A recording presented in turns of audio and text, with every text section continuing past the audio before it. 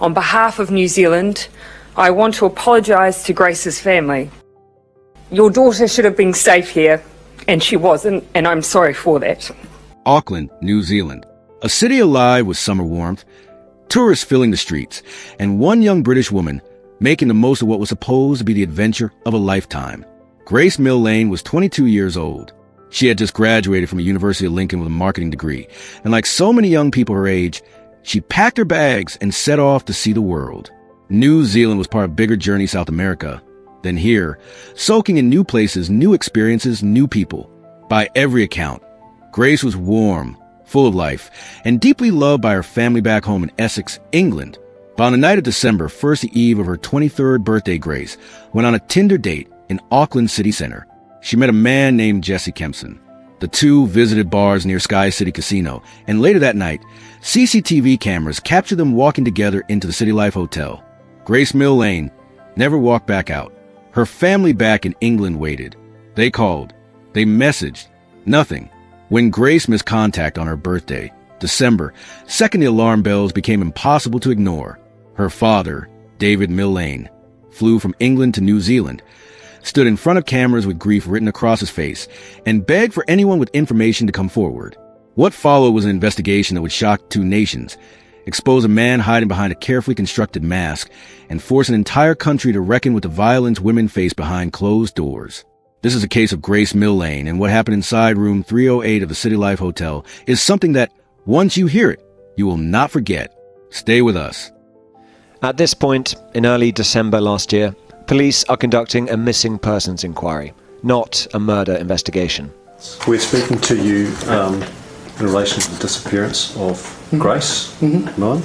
Okay. In footage shown in court today, they questioned the man now accused of Grace Millane's murder. He gives his story. That's you walking in with a suitcase at 8:14. Yep, I've still got that suitcase in my room. And you guys can have it, if that's what you're assuming. You haven't told the truth about being completely drunk on Saturday night. Maybe I got the times wrong as to when I woke up, but I'm telling you, that bag is still in my room. What's in it? Nothing. What did you buy it for? To move all of my stuff out of my room. Did you kill Grace Millane? Okay. Jesse Kempson, you're under arrest for the murder of Grace Millane. The British backpacker went missing on the eve of her 22nd birthday in December 2018. A week later, the man she'd been on a Tinder date with that night, Jesse Shane Kempson, was arrested for her murder. In his first interview with Detective Ewan Settle 2 days earlier, he lied about what had happened. How did the evening pan out? Yeah, pretty good. But the investigation team was already closing in on the then 26-year-old. We actually don't know if she's been murdered or not yet. She may be alive and well. Okay. But she might also be dead. Okay? And it could be that you've done it. Moments later, after being left alone in the interview room,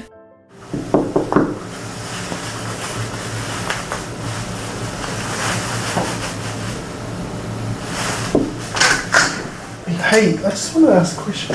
Am I being arrested for something I didn't do? You haven't been arrested, mate. Sorry. Holy shit. Okay. brought into the Auckland Central Police Station a second time, Jesse Kempson changed his story. You've indicated that you're willing to speak to us about the events of last Saturday. Is that correct? Yes. Tell me what happened last Saturday. From the beginning. At his 3-week trial in the High Court in Auckland late last year, the jury watched CCTV footage of Jesse Kempson and Grace Millane. Prosecutor Robin McCoubrey asked Detective Adam Bicknell how much footage the police gathered. The amount of CCTV that was collected in total was, I think, just short of 6 terabytes worth of data, which was a significant amount. Majority of that came from CityLife Hotel. So taking that as an example, what sort of period, and how many cameras were you looking at for CityLife Motel? I believe CityLife Hotel had 14 cameras. It recorded 24 hours a day, and we retrieved, I think it was 6 days worth of footage. As well as footage from the CityLife Hotel, the police were able to access CCTV cameras at the bars the pair went to, as well as cameras on the street. Were you able to trace Ms Millane and the defendant's path on the night of the 1st of December, firstly, and then in the subsequent days? Yes. And so you were able, we're going to look at it in two halves during the trial, but you were able to trace where Ms Millane and the defendant went up until about 9:40 on the Saturday, is that correct, when they entered the CityLife Hotel? Yes. The CCTV footage shows Ms Millane leaving base backpackers where she was staying and then arriving at Sky City.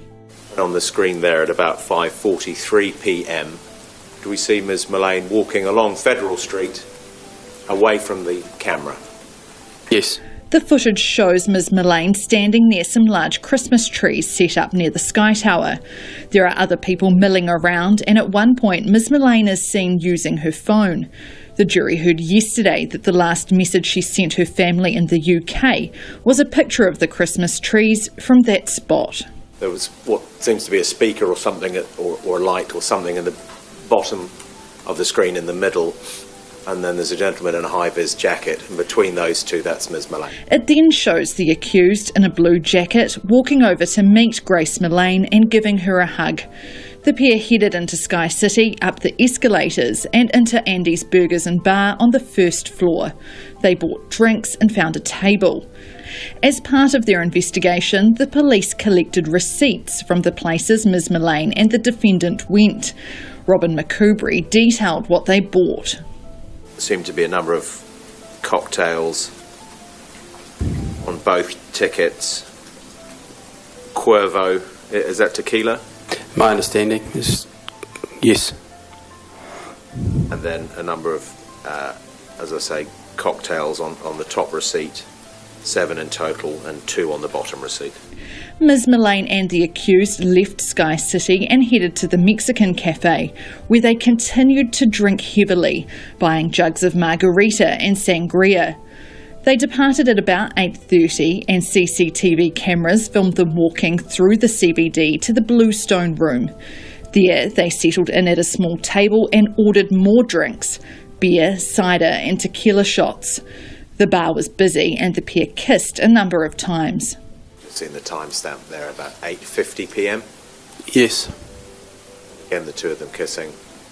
So, Detective, this is about 3 hours after they met at Sky City, is that accurate?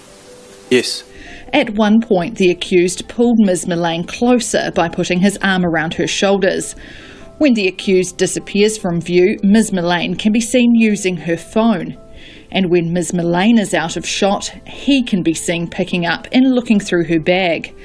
They then left together and headed back to the man's apartment at the CityLife Hotel. He had his arm around Ms Millane as they walked through the lobby and into the lift. That was at 9:40 on the night of December the 1st, and it was the last time Ms Millane was seen. During the date, the jury heard that Grace Millane was messaging one of her best friends, Amina Ashcroft, via Facebook.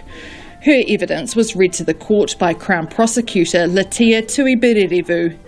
Ms Ashcroft said Ms Millane told her the man she was on a date with was a manager at an oil company. Ms Millane messaged that he had an apartment in a hotel, to which her friend replied, "You have to go to his apartment in the hotel. Then bet it's like the top floor." And Grace Millane summed up her date to Ms Ashcroft with this message. "Literally, I click with him so well. Then at 11:59 a.m, I will let you know what happens tomorrow."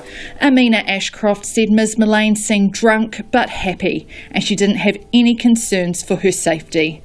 Mo te hōtaka o te ahi, ko Sarah Robson, aho. Their Tinder date in central Auckland. Bar hopping, drinking and eventually kissing. They went back to Kempson's apartment at the CityLife Hotel, walking into the lobby together, Kempson's arm around Ms Millane's shoulders, the last time she was seen alive. The Crown said Kempson strangled Ms Millane to death, but the defence argued her death was an accident during consensual rough sex. CCTV footage from the following morning showed Kempson buying a suitcase and cleaning products, hiring a carpet cleaning machine, picking up a rental car and driving out to West Auckland to buy a shovel. Kempson said he panicked, putting her body in a suitcase and burying it in a shallow grave in the Waitakere Ranges, but the jury didn't believe him. Do you find the defendant, Jessie Shane Kempson, guilty or not guilty? Guilty. In February, Jessie Kempson was jailed for life with a minimum non-parole period of 17 years.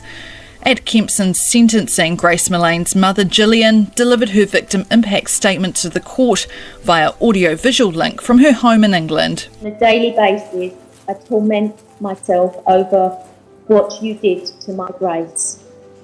The terror and pain she must have experienced at your hands. As a mother, I would have done anything to change places with her.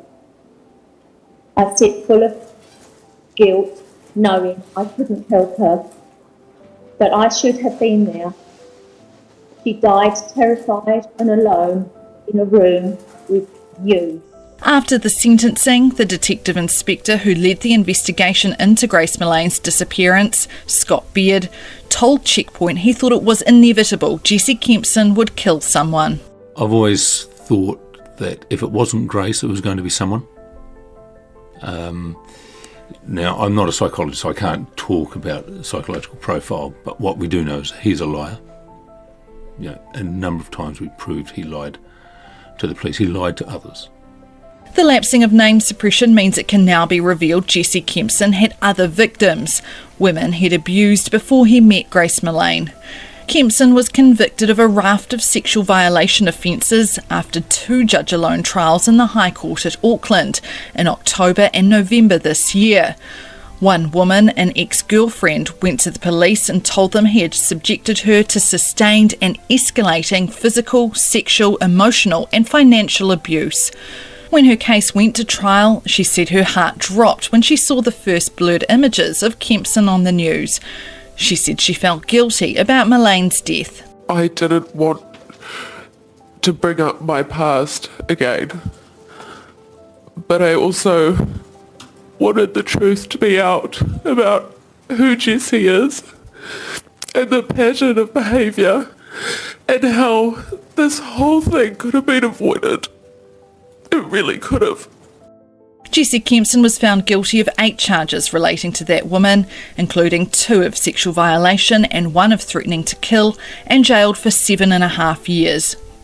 At the other trial, he was found guilty of raping another woman he had met on Tinder in a motel. When the verdict was delivered, Kempson lashed out at Justice Venning. Full of shit, mate. You have no reason to convict me. You're full of shit. When Kempson was sentenced a few weeks later to 3.5 years in jail, Justice Venning had this to say. It's apparent from your response to the verdict of the court you do not accept the offending and you have no remorse or insight into it. Justice Venning also cited a cultural report about Jessie Kempson that was submitted to the court by his lawyer. He said while it was difficult to see any link between Kempson's disconnection from his culture and his offending, it offered insights into his troubled upbringing. Your parents separated when you were 3 years old. Your father was at times violent towards you, although I note he has now written in support of you. Your mother rejected you. That may go some way towards explaining your attitude towards women. Jessie Kempson is appealing his conviction and sentence in both sexual violation cases. His bid to overturn his conviction and sentence for murdering Grace Millane was rejected by the Court of Appeal last week. He has already indicated he's likely to appeal that to the Supreme Court. Mo te hōtaka o te ahi, ko Sarah Robson, aho. This is the CCTV footage that contradicted his account, the prosecution said today. It shows the accused, a 27-year-old man who cannot be named for legal reasons, the day following Miss Millane's death. He has pleaded not guilty to her murder, saying she died as the result of a consensual sex act gone wrong. In the footage, the defendant visits the shop just after 8 a.m. on Sunday morning and buys a large suitcase with wheels. After taking it back to the hotel where he was living, he goes to a general store and buys cleaning products, then back again to his room. 2 hours later, the prosecution said, he goes to a car rental store where he hires a small red hatchback. The next footage is from the afternoon that day. It shows the accused arriving at a bar for a date, arranged through Tinder. Grace Millane's body is still in his room. In court today, that woman, who cannot be named, gave her testimony. She said that, during their 2-hour date, the accused told her, police dogs can't smell bodies that are buried more than 4 feet in the ground. Later that evening, the defendant fetches a trolley from hotel reception and takes it back to his room. He returns with 2 suitcases loaded on it. One of them contained Miss Millane's naked body, forced into a fetal position, he has since admitted. The next morning, he buried the case in woodland outside Auckland city centre, the prosecution said. A week later, it was discovered by police. Grace Millane's parents have been present every day of this trial. As the sequence of events was outlined today, they wept gently. The trial continues. Tom Cheshire, Sky News. Jesse Kempson stood in that courtroom in November 2019 and was found guilty of murder. The jury did not believe his claim that Grace's death was an accident. The forensic evidence told the truth. He tried to bury strangulation that lasted between 4 and 5 minutes. It is not a moment of panic. It is a choice. He was sentenced to life in prison, with a minimum of 17 years, before he could be considered for a parole. And as more came to light about who Jesse Kempson truly was, the picture became even darker. He had prior convictions for rape and abuse against other women offenses that earned him an additional 11 concurrent years. Grace was not his first victim. She was simply the one the world came to know. Back in England, the Millane family refused to let Grace be remembered only as a headline. They launched the Love Grace Foundation, channeling their pain into purpose advocating for women's safety and keeping Grace's memory alive in the most meaningful way they could. New Zealand's then Prime Minister, Jacinda Ardern, issued a public apology to Grace's family on behalf of the country. On behalf of New Zealand, I want to apologise to Grace's family. Your daughter should have been safe here, and she wasn't, and I'm sorry for that. An acknowledgement that what happened to Grace was not just a tragedy, but a failure that demanded a national response. Here's what this case makes clear. Grace Millane did nothing wrong. She was a young woman living her life, taking the kind of chances that thousands of people take every single day. The responsibility for what happened in room 308 belongs entirely to one person, Jesse Kempson. Her name deserves to be spoken with care. Her life deserved more than 22 years. If this story moved you, please like this video and share it so that Grace's name continues to be heard. Subscribe to True Crime Tower for more cases covered with the depth and respect they deserve, and drop a comment below telling us what case you think we should cover next. Grace Millane. Remember her name.